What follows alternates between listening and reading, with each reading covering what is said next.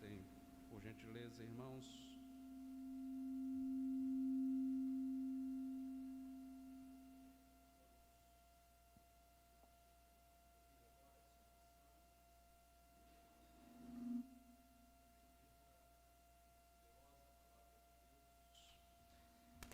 E quem está com essa responsabilidade é o pastor Adilson Lordelo, um irmão querido, um colega desde o presbitério da Bahia.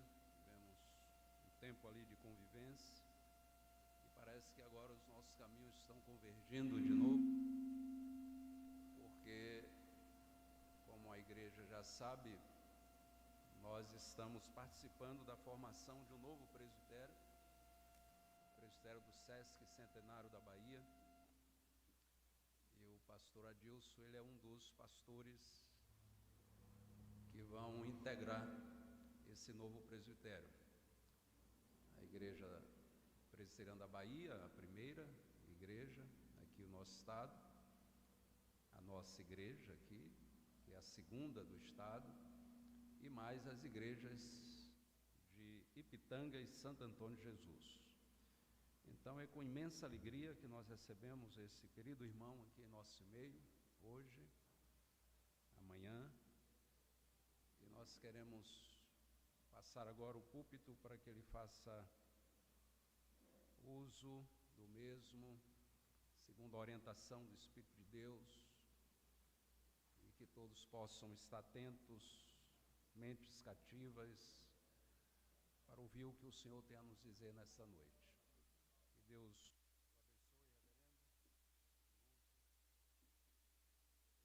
o abençoe, reverendo.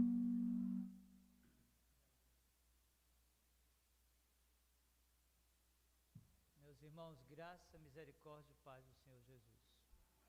É uma alegria muito grande voltar à Igreja Presbiteriana de Cachoeira. Eu falava ao reverendo Gevaldo, que me parece que tem mais ou menos uns 15 anos que nós estivemos aqui.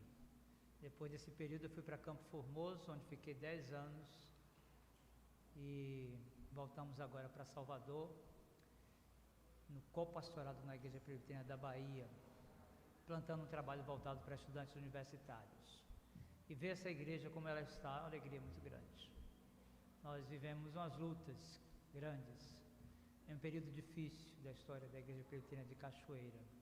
E voltar e perceber o zelo, cuidado, como vocês têm cuidado bem da casa de Deus. É motivo de alegria intensa, irmãos, saber que essa igreja que foi edificada no passado, há 150 anos, pelo missionário Franz Schneider, ela continua sendo objetos do cuidado de Deus, do amor de Deus, que se manifesta através de vocês. Eu estou muito honrado em estar com vocês aqui, honrado pelo convite, reverendo, em revê-lo, rever também o reverendo Everaldo. De fato, nós somos companheiros no Presbitério da Bahia durante um período, e essa boa nova da criação do Presbitério Sesc Centenário da Bahia é algo que trouxe um bálsamo muito grande ao meu coração, porque esse presbitério está nascendo com o propósito de plantar e revitalizar igrejas. Nós queremos levar a mensagem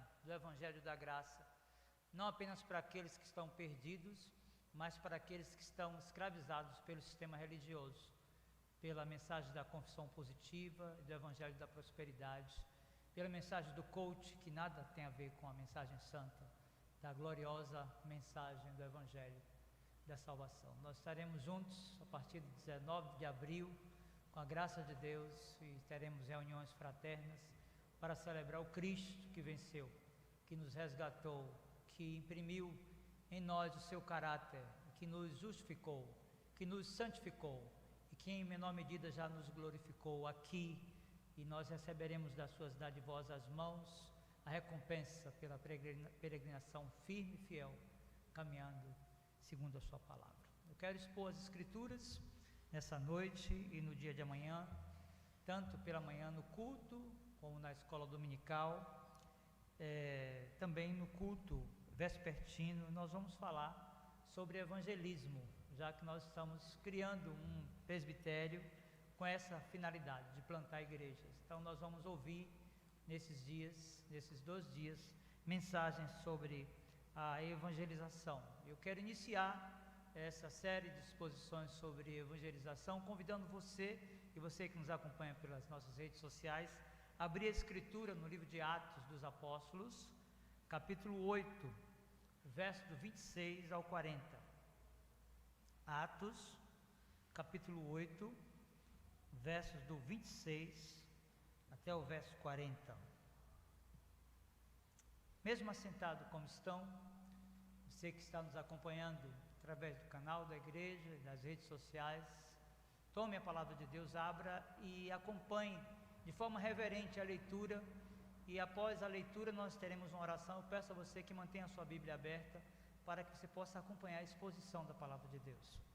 Atos 8, a partir do 26 e até o 40, a palavra de Deus nos diz assim: Um anjo do Senhor falou a Filipe, dizendo: Dispõe-te e vai para o lado do sul, no caminho que desce de Jerusalém a Gaza.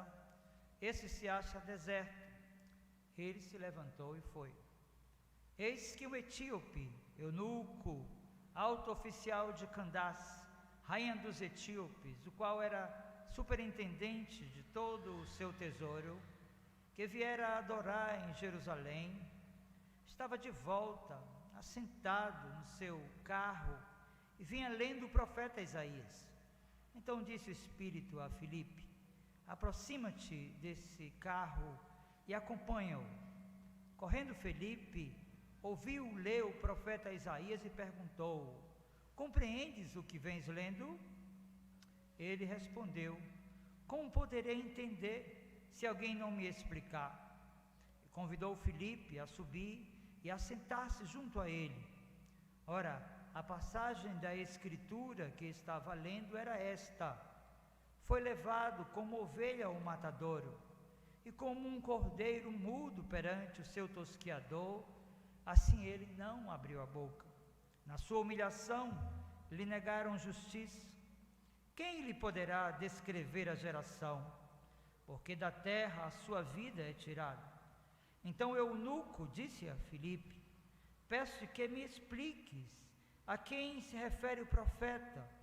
Fala de si mesmo ou de algum outro? Então Filipe explicou, e começando por essa passagem da Escritura, anunciou-lhes a Jesus. Seguindo eles caminho fora, chegando a certo lugar onde havia água, disse o eunuco: Eis aqui água, quem impede que eu seja batizado? Filipe respondeu: É lícito, se crês de todo o coração. E respondendo ele, disse: Creio que Jesus Cristo é o Filho de Deus. Então mandou para o carro, ambos desceram a água, e Filipe batizou o eunuco. Quando saíram da água, o Espírito do Senhor arrebatou a Filipe, não vendo mais o eunuco. E esse foi seguindo o seu caminho, cheio de júbilo. Mas Filipe veio a achar sem azoto, e passando além, evangelizava todas as cidades, até chegar a Cesareia. Quero convidá-lo a curvar sua fronte mais uma vez, e nós vamos orar, pedindo a graça de Deus na exposição da sua palavra. Meu Senhor, nós bendizemos, exaltamos, glorificamos o Teu nome, majestoso, poderoso e glorioso, pelo que és e por aquilo que tens feito no decurso da história. Nós bendizemos a Ti, Senhor, por aqueles a quem o Senhor colocou o desejo de deixarem a pátria, a zona de conforto, e virem para esta cidade do recôncavo do nosso estado, para anunciar as boas novas da salvação. Nós lembramos dos pastores, dos missionários, também dos presbíteros, dos diáconos, daqueles que lideraram sociedades domésticas, daqueles que se imbuíram no propósito de evangelizar pela verbalização da mensagem e pelo testemunho cristão. Bendito para sempre seja o teu santo, eterno e glorioso nome. Nós bendizemos a Ti, pela história maiúscula dessa igreja, por sua lealdade a Ti e a Tua palavra. Te pedimos, Senhor, que nessa noite, quando vamos expor as Escrituras, o Senhor prepare o nosso coração, como o lavrador que prepara a terra para lançar a sua semente. Assim também seja o nosso coração, Senhor, que ele acolha a mensagem gloriosa da salvação, que o Senhor faça a obra de aperfeiçoamento do caráter do teu povo. Também visite, Senhor, aqueles que eventualmente, estando aqui nesse santuário, ou que nos acompanhem pela internet, que ainda não têm uma aliança contigo, que sejam objetos do teu amor, Senhor, e das tuas misericórdias, que o Senhor comunique graça, comunicando, ó Deus, a necessidade de arrependimento de pecados, para que os confessando e deixando, achem misericórdia e graça e sejam aliançados contigo. Promove a glória de Cristo, Senhor. É a nossa oração e desejo em nome de Jesus. Amém. Meus irmãos queridos e amigos, a segunda metade do século XX, especificamente as décadas de 80 e de 90, bem como a primeira década do século XXI, ficaram marcados na história da Igreja Evangélica Brasileira pelo interesse de pastores e de líderes de criarem métodos para a pregação do Evangelho da graça de Deus. Década de 90, houve uma explosão de métodos e pessoas imbuídas de alcançar o coração dos perdidos por meio da sistematização de ideias e de filosofias que deveriam conduzir o pecador ao arrependimento de pecados.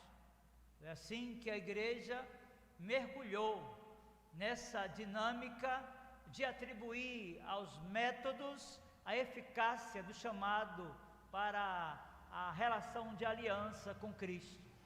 Meus queridos irmãos e amigos, é importante compreendermos que a evangelização, segundo o padrão de Deus, segue uma dinâmica de vidas abnegadas, de pessoas que compreendem a graça que lhes foi revelada por meio de Jesus Cristo e conscientes do seu estado vil de pecado e dessa graça que se manifestou, justificando-a, santificando-a, e pela compreensão da obra da providência de Deus e como Ele manifesta a sua obra, essas pessoas imbuídas de um espírito de gratidão passam a viver o Evangelho de tal forma que a mensagem é não somente verbalizada na sua essência, mas é comunicada também através do testemunho cristão.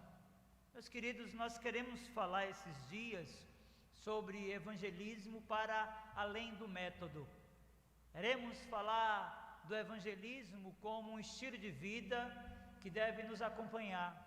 Queremos falar de evangelismo não à proporção da necessidade de criar agências missionárias e contribuir financeiramente, mas queremos falar da evangelização como papel primordial de todos aqueles que são chamados a uma relação de aliança com Deus.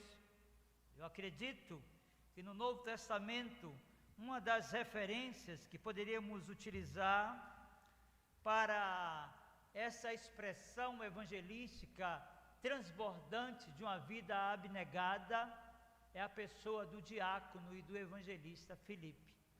O texto que nós lemos reflete a sua dedicação. O texto que nós lemos reflete a sua abnegação. O texto que nós lemos reflete a consciência desse homem que foi chamado para comunicar a mensagem gloriosa da salvação. O que é interessante é que Lucas, que é o autor do texto, que é objeto da exposição nessa noite, ele já havia mencionado a figura de Filipe. Chama a atenção aqui, primeiro, que Filipe foi um daqueles que foi eleito como diácono na igreja primitiva. Ele foi um oficial da igreja, que deveria se ocupar com a obra de misericórdia, de pôr na mesa daqueles aflitos em decorrência das suas necessidades, o pão que necessitavam para uma vida mais adequada às suas necessidades pecuniárias. Meus irmãos, esse homem, Filipe, que era diácono, ou seja, um oficial da igreja primitiva, foi chamado também para uma missão missionária. Me chama a atenção aqui é que Lucas atribui a ele um outro título nas entrelinhas da passagem de Lucas capítulo 8, versos do 4 ao 8, e o texto que nós lemos há pouco. Percebam comigo que antes dessa incursão ao deserto de Gaza, nós percebemos aqui que Filipe já estava com essa disposição do trabalho evangelizador. Nós percebemos que ele, chamado para anunciar as boas novas da salvação, ele anunciava àqueles que foram dispersos, e o texto diz que ele desce a Samaria, verso 5 do capítulo 8, e anuncia-lhes a Cristo, e o texto vai nos dizer que as multidões atendiam unânimes as coisas que Filipe dizia, ouvindo-as e vendo os sinais que ele operava. Meus irmãos, percebam aqui que o primeiro momento da vida como evangelizador, como alguém que acolheu a mensagem de levar a outros a mensagem gloriosa da salvação, é em meio a holofotes. Filipe, diz o texto, estava em Samaria, em terra de samaritanos, e anunciava ali a pessoa de Jesus Cristo. O texto diz que as multidões atendiam, ou seja, prestavam atenção em unanimidade à pregação daquele diácono e evangelista fervoroso, bem como os sinais que ele fazia. O texto nos mostra ainda, meus irmãos, que a proporção que anunciava a mensagem gloriosa da salvação. Ainda agora no verso 7, os espíritos imundos de muitos possessos saíam gritando em alta voz, e muitos paralíticos e coxos, eles foram curados, e o texto vai dizer que houve grande alegria naquela cidade. Meus irmãos, percebam aqui que a obra da evangelização, segundo o relato bíblico, primeiro exige disposição. Não é apenas uma questão de retórica, não é apenas uma questão de conhecimento teológico, não é apenas uma questão de formação religiosa ou acadêmica que deve motivar alguém a sair do seu posto ou da sua zona de conforto para anunciar as boas novas da salvação. Meus irmãos, Filipe, ele está a pregar aqueles que estavam dispersos, e ele prega descendo a Samaria, e a mensagem gloriosa da salvação apresentada por ele é Cristo. Percebam aqui que não há qualquer relação com a mensagem de autoajuda. Percebam aqui que a essência da mensagem, o fundamento da mensagem pregada por esse evangelista e diácono fervoroso, o tema ou o grande tema da sua mensagem era o Cristo, o Cristo que liberta, o Cristo que justifica, o Cristo que santifica e o Cristo que glorifica ao pecador e que o retira da condição de subserviência à sua natureza humana, ao curso do mundo e à pessoa de Satanás. Meus irmãos, então, primeiro, precisamos entender que para nos tornarmos evangelistas, como esse homem de Deus, precisamos de disposição para pregar o Evangelho. É importante nós percebermos o verso 1 do capítulo 8 de Atos, nos diz que Filipe estava em Jerusalém. Ele saiu da sua casa, ele saiu da sua zona de conforto, e agora ele está em Samaria, em lugar de samaritanos, porque há no seu coração uma disposição santa de atender ao ide de Jesus. Então, em primeiro lugar, nós precisamos de disposição para anunciar as boas novas da salvação. Mas, obviamente, meus irmãos, ao olharmos para esta passagem, nós precisamos de conteúdo. Nós não podemos sair por aí pregando um evangelho que não tenha na sua essência o conteúdo cristológico que o pecador precisa. Devemos lembrar que o que vai redimir o pecador da sua condição não é a retórica do pecador. Devemos lembrar que o que vai redimir o pecador da sua condição não é a persuasão que ele possa ter. Devemos lembrar que o que vai fazer com que o pecador tenha os seus sentidos despertados é a capacidade que alguém possa ter de falar de Cristo, e não anular, nem negligenciar em absoluto o conteúdo da mensagem, anunciando a Cristo desde o Antigo Testamento até a sua manifestação visível em carne e a sua ascensão gloriosa, quando foi e está sentado à destra do Pai. Então há a necessidade, primeiro, de disposição, há a necessidade, segundo, de um conteúdo que justifique o pecador, que de fato há lógica na mensagem apresentada.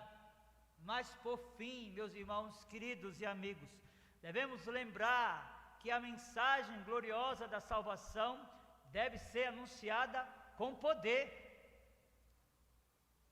O texto mostra que a proporção que Filipe anunciava-lhes a Cristo, o texto diz que as multidões atendiam unânimes as coisas que Filipe dizia, ouvindo-as e vendo os sinais que ele operava. Percebam, meus irmãos, que ainda que de fato essa prerrogativa dos sinais e prodígios e dos dons espetaculares seja algo do primeiro século, percebam que ainda que seja justificada a tese de que aqueles primeiros discípulos e os apóstolos haviam recebido da parte de Cristo a prerrogativa de realizarem milagres supranaturais, o texto mostra que a pregação do Evangelho, que deve ter conteúdo, ela deve ser também uma pregação poderosa, não apenas um monólogo, não apenas uma mensagem que diminua o poder persuasivo que contém na Escritura, que é regra infalível de fé e de prática, e que é a palavra de Deus inspirada, autoritativa, inerrante, mas o texto mostra que a pregação era acompanhada de sinais, prodígios e maravilhas que o Senhor operava entre aqueles a quem Filipe anunciava-lhes a Cristo. Então, meus irmãos, é nesse contexto que nós temos um preâmbulo da mensagem dessa noite. Lucas registra no capítulo 8, verso 1, primeiro, Filipe em Jerusalém, mas a partir do 4 mostra a sua disposição em anunciar o Evangelho agora a samaritanos, mas a partir do versículo 26, o texto que é objeto da exposição dessa noite, nós vamos perceber Filipe sendo tirado de um ambiente onde o seu ministério prosperava. E o que é interessante é que às vezes acontece isso na história da igreja. Alguém está bem localizado, na sua zona de conforto, e é retirado da sua condição confortável e colocado literalmente em um deserto. A história da nossa igreja, da Igreja Presbiteriana do Brasil, ela tem muito desse chamado a deixar a zona de conforto. Lembrarmos do primeiro missionário, o Ashbel Green Simonton, e percebermos a sua estrutura de família nos Estados Unidos, nós vamos chegar à conclusão que aquele jovem rapaz, ainda com 26 anos, depois de ter ouvido um sermão do erudito teólogo Charles Hodge, ele resolve se dedicar a missões e apela para a junta missionária do seu presbitério, que o manda para o Brasil. E ele deixa toda uma estrutura de vida, uma condição econômica em superávit, ele deixa uma condição de um país desenvolvido e vem para o nosso país em um barco a velas, onde uma condição muito difícil o aguardava, e durante a sua viagem dos Estados Unidos até o Rio de Janeiro, onde desembarcou para plantar a primeira igreja, ele vem pregando e anunciando as boas novas da salvação. Percebam que há uma semelhança aqui entre a história e a vida de Ashbel Green Simonton e a história de Filipe. Ele estava em meio aos holofotes, ele estava em meio a uma condição de um ministério que havia dado certo, pregando o evangelho, quando ele recebe uma mensagem do anjo do Senhor, que lhe diz, verso 26, dispõe-te e vai para o lado do sul, no caminho que desce de Jerusalém a Gaza, este se acha deserto. E o texto diz, ele se levantou e foi. Meus irmãos, a partir daí, no verso 27, também no 28, a narrativa bíblica vai nos mostrar qual era o objetivo da viagem desse diácono e evangelista fervoroso. O texto diz que no 27 e no 28, eis que o etíope, eunuco alto oficial de Candace, rainha dos etíopes, o qual era superintendente de todo o seu tesouro, que viera adorar em Jerusalém, estava de volta e assentado no seu carro, vinha lendo o profeta Isaías. Percebam ainda, irmãos, que no verso 19, Filipe ouve a voz do Espírito Santo, a terceira pessoa da Trindade, dizendo para ele, aproxima-te desse carro e acompanha-o. O texto diz mais, correndo Filipe, ouviu-lhe o profeta Isaías e perguntou, compreendes o que vens lendo? Ele respondeu, como poderei entender se alguém não me explicar? E convidou Filipe a subir e a sentar-se junto a ele. Meus irmãos, me chama a atenção aqui um fato muito pitoresco. Percebam que, muito embora Filipe estivesse entre os holofotes de Samaria, pregando e sendo atendido na sua mensagem, percebam que, muito embora ali o Espírito Santo de Deus se manifestava poderosamente através da pregação de Filipe, percebam que mesmo que em Samaria tudo estivesse dando certo para Filipe, ele não ousa perguntar por que é que ele deveria sair daquele lugar. O texto mostra que ele simplesmente, ao ouvir a voz do anjo dizendo, dispõe-te e vai para o lado sul, no caminho que desce de Jerusalém a Gaza, e o texto diz que ele se acha deserto. Então, a última informação do verso 26 é que ele se levantou e foi. Meus queridos, nós precisamos entender que às vezes Deus nos coloca nos desertos da vida. Precisamos entender que, do ponto de vista da experiência de Felipe, isso tem acontecido em larga escala nesses dias, também com missionários, jovens que sentados nos bancos da igreja, escutam a mensagem da salvação e se dispõem a tornarem-se missionários, indo inclusive para países onde a igreja é perseguida. Meus irmãos, Deus continua levantando pessoas na igreja para que preguem a mensagem da salvação. E Ele faz, contrariando a lógica do evangelho da prosperidade, tirando a pessoa da zona de conforto, retirando-lhe também, muitas vezes, os benefícios que ela tem, para pô-la em um deserto, para que a obra missionária possa alcançar o coração dos eleitos. Então é importante nós entendermos que essa dinâmica de chamado de pessoas nos bancos da igreja continua ocorrendo até que Cristo volte. A mensagem redentora precisa continuar sendo pregada, e Deus usa homens e mulheres para alcançar o coração dos perdidos. O detalhe aqui é que essa expressão deserto pode ser também, do ponto de vista da aplicação, retirada no sentido dos nossos enfrentamentos na vida. Às vezes é comum as pessoas se disporem ao trabalho da evangelização apenas quando as coisas estão bem. Às vezes Deus quer usar você quando a sua saúde não está boa. Às vezes Deus quer usar você quando a sua relação conjugal não está boa. Às vezes Deus quer usar você quando a sua conta bancária não está em superávit. Às vezes é no leito da enfermidade. Às vezes é numa condição vil de saúde que Deus quer ouvir a sua voz e o seu testemunho, anunciando que Ele não apenas é soberano, mas que Ele é providente na sua vida.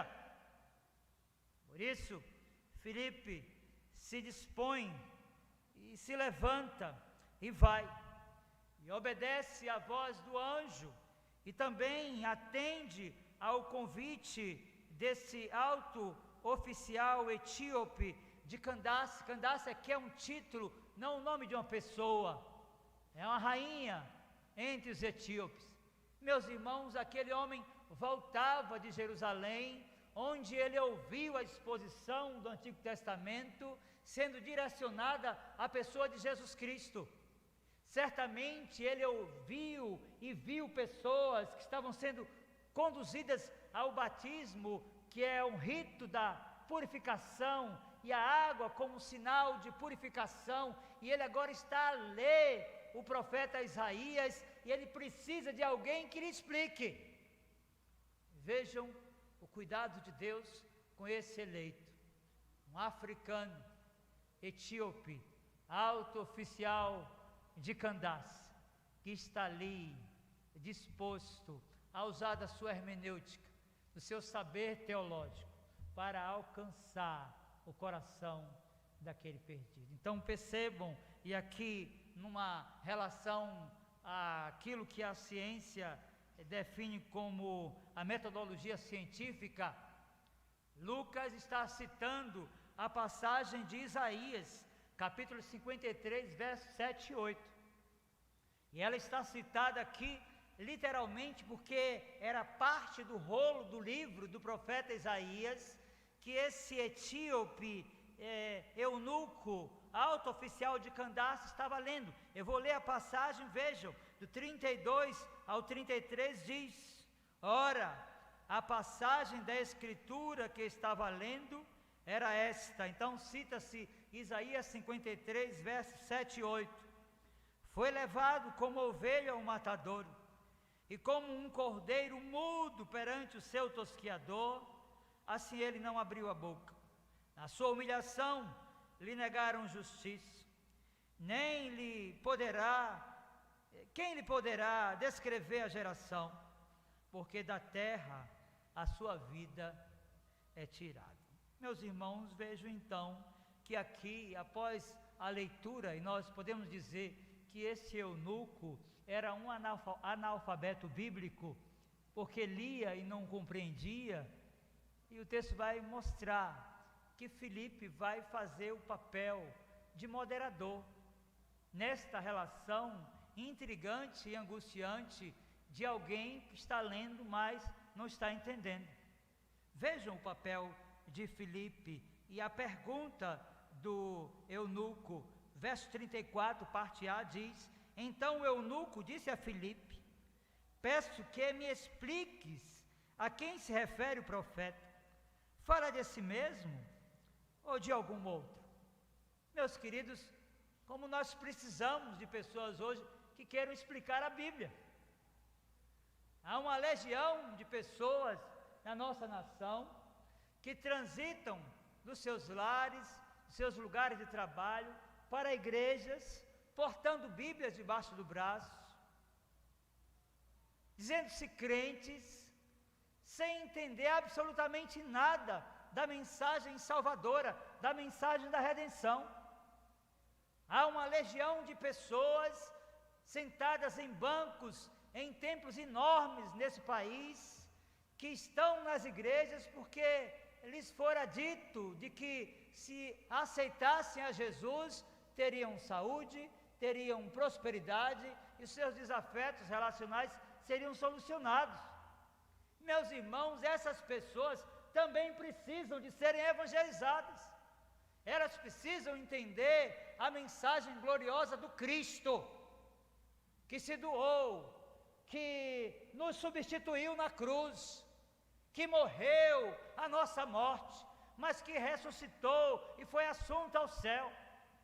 O papel de Filipe aqui, como um evangelista e fervoroso diácono, foi o papel de um hermeneuta aplicado na interpretação da Escritura. Ele utiliza aquilo que nós poderíamos definir nessa noite como hermenêutica histórico-gramatical. Vejam, a partir do 33, do 35, Filipe passa então a explicar a passagem. Então Filipe explicou, e começando por esta passagem da Escritura, leia comigo, ele anunciou a quem? Anunciou-lhes a Jesus. Anunciou-lhes a Jesus. 36 diz: seguindo eles caminho fora, chegando a certo lugar onde havia água, disse o eunuco: eis aqui água, quem pede que seja eu batizado? Filipe respondeu: é lícito, se crês de todo o coração.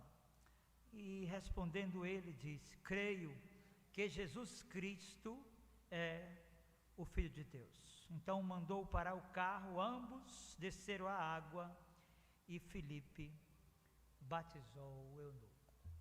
Meus irmãos, essa passagem da Escritura deveria nos motivar a termos avidez em pregar o Evangelho. Percebam na narrativa bíblica que Filipe, ele usa da Escritura no Antigo Testamento para anunciar Jesus. E o nome de Jesus aqui é para descrever a sua humanidade. Eu fico pensando que a proporção que aquela carruagem se desenvolvia, Filipe estava explicando o quanto Jesus sofreu, deixando a sua glória, a sua relação favorável à lei, toda a sua riqueza, e habitando entre nós, sendo tentado, vivendo em opressão, pois Satanás queria ofuscar o brilho daquilo que ele veio fazer. Eu fico pensando, meus queridos, o quanto foi necessário que este alto oficial de Candace, rainha da Etiópia, pudesse ouvir sobre a humanidade de Cristo e como ele na cruz entregou a sua vida, como ele na cruz morreu a nossa morte. Eu fico imaginando Filipe discorrendo sobre Jesus, experimentando da morte eterna. Eu fico imaginando Filipe falando daquela passagem da Escritura, quando o próprio Pai abandona o Filho na cruz. Quando Jesus diz, Eli, Eli, lama sabachthani, Deus meu, por que me desamparaste? Fico imaginando Filipe dizendo, Cristo experimentou da morte eterna, para que você, que é um alto oficial, não experimente, para que você, que foi cultuar em Jerusalém, e que vinha lendo o profeta Isaías, compreenda que o profeta está falando sobre Cristo. Meus irmãos, nós precisamos, de fato, olhar para essa passagem da Escritura, e percebermos a necessidade que temos de evangelizar da forma certa. E a forma certa não tem nenhuma relação com o método. Ainda que um método ou outro possa ter alguma eficiência, Deus espera corações abnegados, Deus espera gente disposta, Deus espera pessoas que queiram deixar as luzes e os holofotes e ir para um deserto pregar para um apenas. E Filipe fez isso. Então aqui não dá para abrir e fechar um parênteses para falar sobre a forma pelo qual o eunuco foi batizado. Mas como um bom presbiteriano e dotado de capacidade cognitiva, nós precisamos de pensar que no deserto não é lugar de muita água. Então possivelmente esse eunuco aqui foi batizado por aspersão. Filipe desceu com ele já tinha consciência, já tinha visto lá em Jerusalém pessoas sendo submetidas ao batismo cristão, em nome do Pai, do Filho e do Espírito Santo, e agora é a vez dele. Ele está prestes a receber o sinal da aliança, o sinal externo de algo que já havia ocorrido no seu interior. Ele já havia sido convencido do seu pecado, ele já havia tido consciência de que sem Cristo ele viveria eternamente no inferno. Ele já havia sido convencido de que para entrar nos portais da eternidade feliz, ele precisava de confiar na obra substitutiva de Cristo, na sua morte vicária, ou seja, Cristo havia tomado o lugar também daquele africano. Meus irmãos, então eles descem, e Filipe batiza o eunuco. O texto mostra agora a parte final, versos 39 e 40. E quando saíram da água, o Espírito do Senhor arrebatou a Filipe, não vendo mais o eunuco, e este foi seguindo o seu caminho, cheio de júbilo. Mas Filipe veio achar-se em Azoto, e passando além, evangelizava todas as cidades, até chegar a Cesareia. Chama atenção aqui, meus irmãos, a disposição desse diácono fervoroso, desse evangelista imbuído em anunciar Jesus. Vejam, ele já havia percorrido Jerusalém, ele já havia passado em Samaria, ele já havia sido comissionado para pregar e anunciar o evangelho no deserto de Gaza, mas agora por fim ele é conduzido a Azoto, lá em Cesareia. Meus irmãos, é interessante nós pensarmos aqui sobre a importância do trabalho de uma pessoa. Às vezes tem pessoas na igreja que dizem, olha, o meu trabalho como evangelizador não vai ter muito efeito. É necessário que vá um missionário, é necessário que os pastores que têm formação teológica, que aprendem sobre retórica, sobre homilética, sobre hermenêutica, sobre teologia bíblica, sistemática, sobre a história da igreja cristã, é necessário que esses façam esse trabalho. Meus irmãos, aqui é aquela pessoa que nós podemos definir como leigo, gente sem formação, que não passou por nenhum curso teológico, mas que tinha no coração a disposição de anunciar as boas novas da salvação no lugar onde o Senhor lhe conduzisse. Quero dizer para você que você pode ser essa pessoa. Deus pode ter para você um chamado missionário. Ele pode usar você, seja um rapaz ou uma moça, um idoso ou uma idosa, com o mesmo poder e graça que usou a Filipe no passado. Meus irmãos, a importância de Filipe ter ido ao deserto de Gaza para anunciar a esse etíope, ou seja, a esse africano, a mensagem gloriosa da salvação, está registrada na história da igreja. Às vezes as pessoas ficam achando que o evangelho chegou no continente africano através das missões no movimento pós-reforma.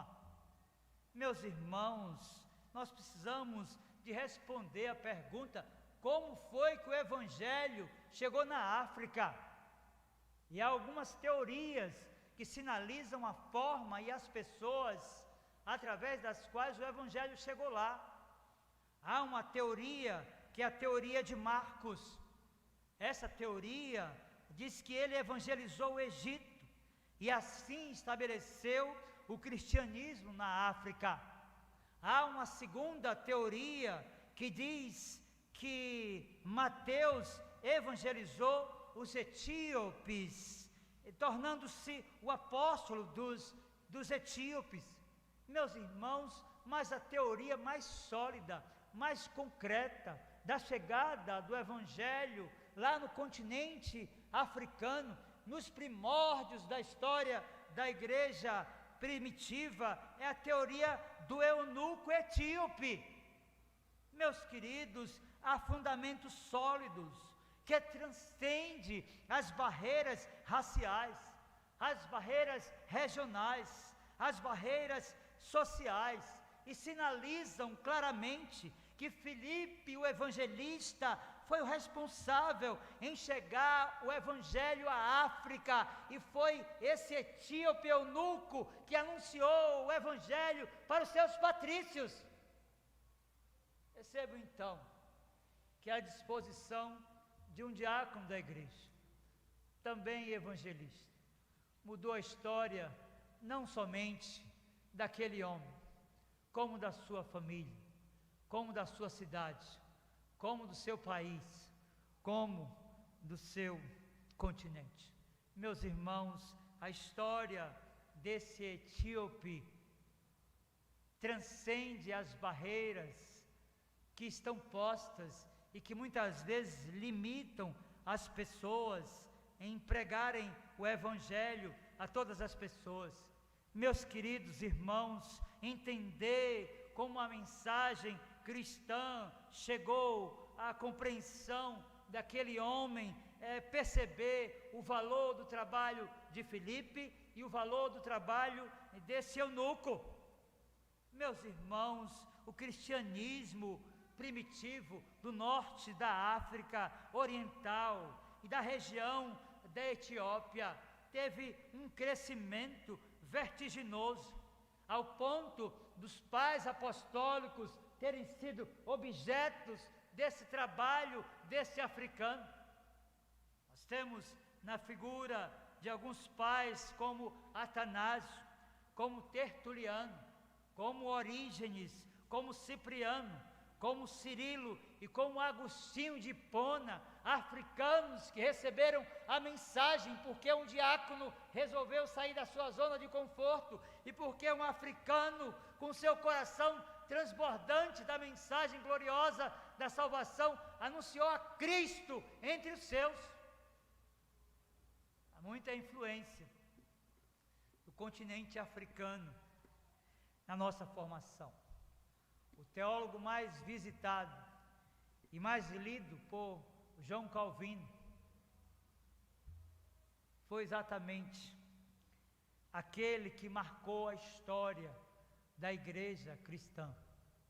Agostinho de Hipona, um homem que se converteu já na idade adulta, foi também objeto desta ação benfazeja e poderosa do Espírito, porque o Evangelho chegou ao seu país, porque alguém resolveu anunciar a Cristo, como Filipe, um homem abnegado, que resolveu obedecer à voz de Jesus e anunciar a tempo e a fora de tempo a mensagem gloriosa da redenção, não apenas através de uma retórica, mas sobretudo pelo poder do Espírito Santo.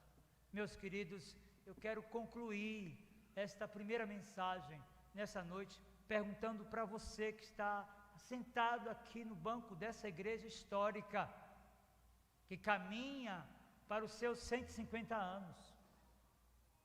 Como tem sido a sua vida como evangelista?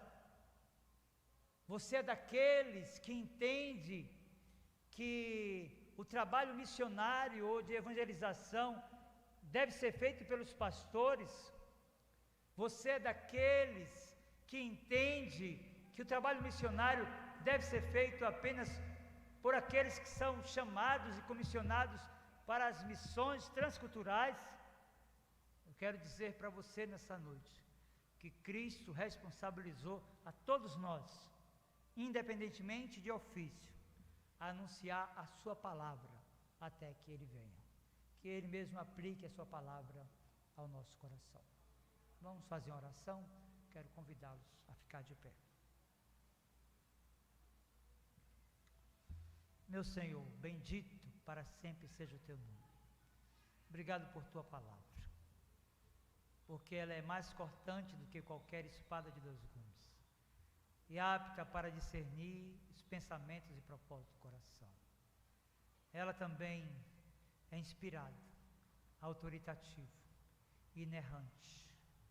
E nós queremos, Senhor, tomá-la todos os dias para nutrir a nossa alma e para suplicar que dos céus o Senhor visite-nos, Senhor, e avive-nos para que haja no nosso coração o mesmo desejo de Filipe, para que haja no nosso coração o mesmo desejo daquele etíope eunuco que anunciou aos seus, a sua gente, a sua terra, a mensagem gloriosa da salvação.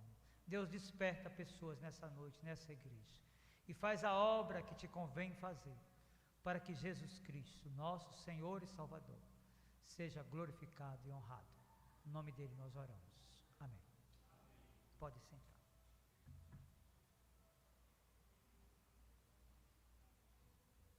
Amém. Graças a Deus por esta palavra que nos incomoda, que nos leva à reflexão, que anima o nosso coração para essa tarefa tão maravilhosa, tão desafiadora, tão alvissareira, que é a tarefa da evangelização. A igreja precisa aprender mais disso, não só no seu intelecto, mas também no seu coração, na sua vontade, na sua disposição, como Filipe aprendeu, um coração voltado para missões, um coração voltado para a proclamação do reino de Cristo.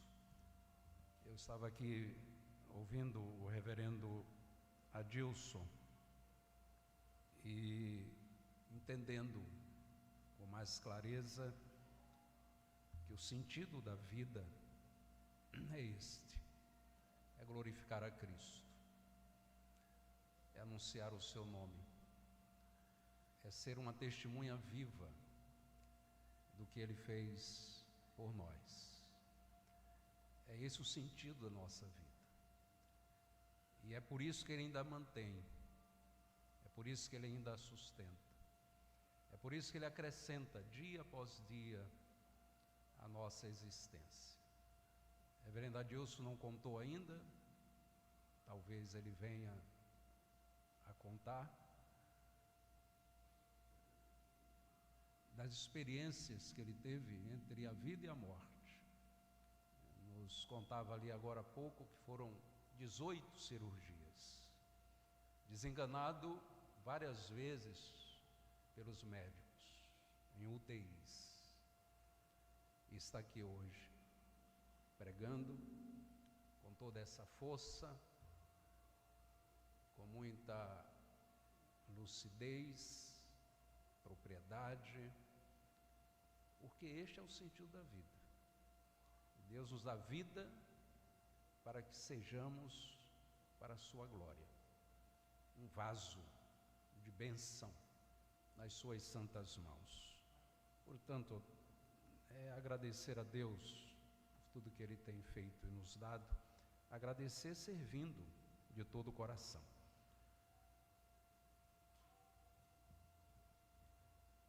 Nós queríamos dizer ainda aos irmãos que hoje é um dia muito alegre também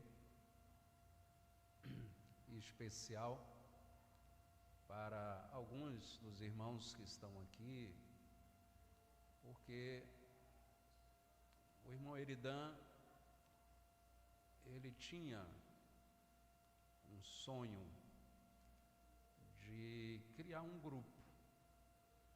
grupo que viesse através do seu dom, da sua vocação, fazer o trabalho do Senhor, glorificar o bom nome do Senhor. Eridan, alguns sabem, alguns anos atrás, ele tocava lá nos eventos do mundo e Cristo trabalhou no seu coração e ele entendeu que não era mais aquilo que ele deveria fazer, que o seu dom era para servir ao reino,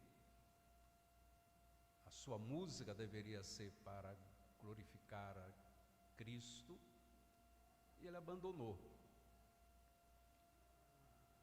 tudo aquilo e bem dedicando-se, como bem sabemos, ao trabalho da igreja, ao louvor da igreja, e esse desejo dele de criar esse grupo para que, com uma música de qualidade, uma música bíblica, cristocêntrica,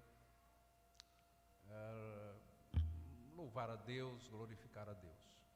E hoje nós estamos vendo esses irmãos aqui, que Eridan arregimentou e vem então construindo esse trabalho. Quem chegou desde o início, ouviu, viu o quanto há de qualidade já nesse trabalho, apesar do curto tempo que tem de formação.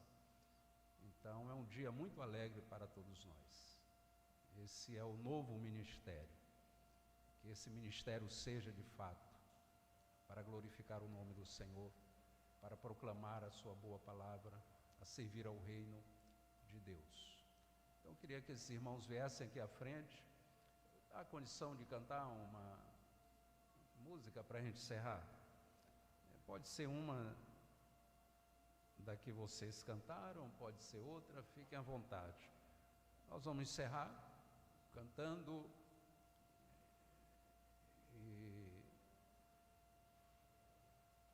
e mais uma vez participando então desse momento especial. Vamos ficar de pé.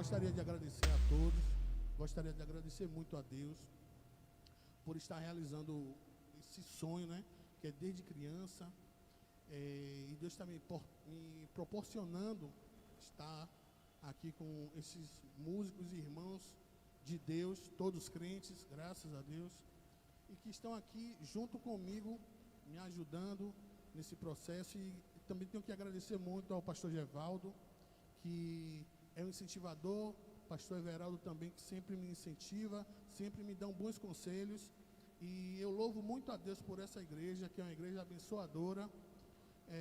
Só tenho muito a agradecer. Que Deus abençoe também a todos que vieram, que possam vir também amanhã, e que amanhã iremos louvar juntos ao Senhor, em nome de Jesus. Amém. Obrigado, gente.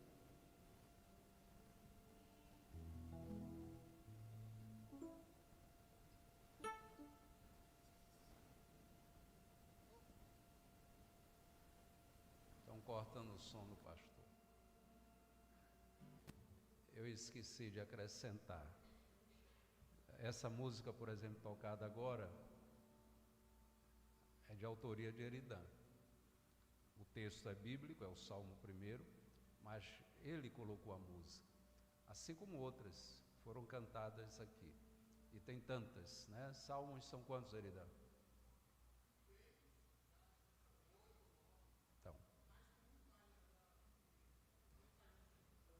Então é música bíblica, de autoria conhecida, de um irmão que congrega aqui conosco, que a gente conhece, sabe o seu testemunho.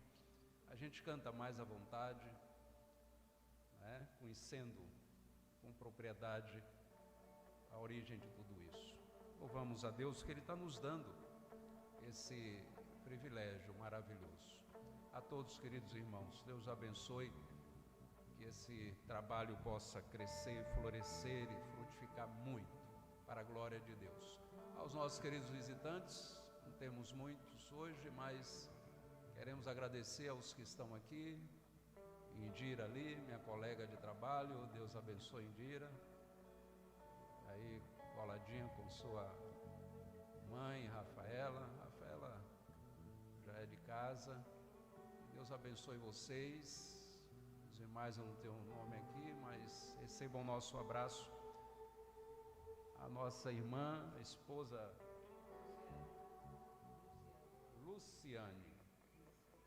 Luciane, a esposa do reverendo Adilson. Seja bem-vinda, Luciane. Espero que os aposentos aí estejam correspondendo à expectativa de vocês. Qualquer coisa aí não seja boa, é só falar, viu? O que não falta aqui é boa vontade.